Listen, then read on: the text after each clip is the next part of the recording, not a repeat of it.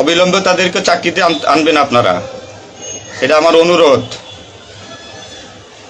আজ দেশে কি মুহূর্তে মানে পুলিশকে কোন সিচুয়েশনে ঠেলে দিয়ে গেছেন, নিশ্চিত মৃত্যু। পুলিশের মানুষ নির্মমভাবে পিটাই পিটাই মারতেছে,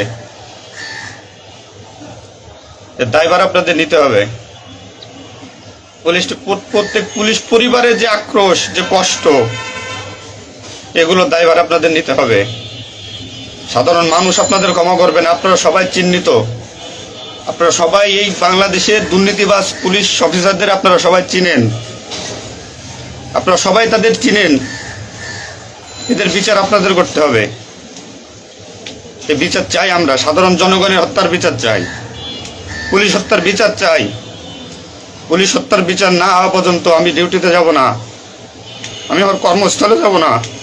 অনেক পুলিশ সদস্য এখন পর্যন্ত নিখোঁজ।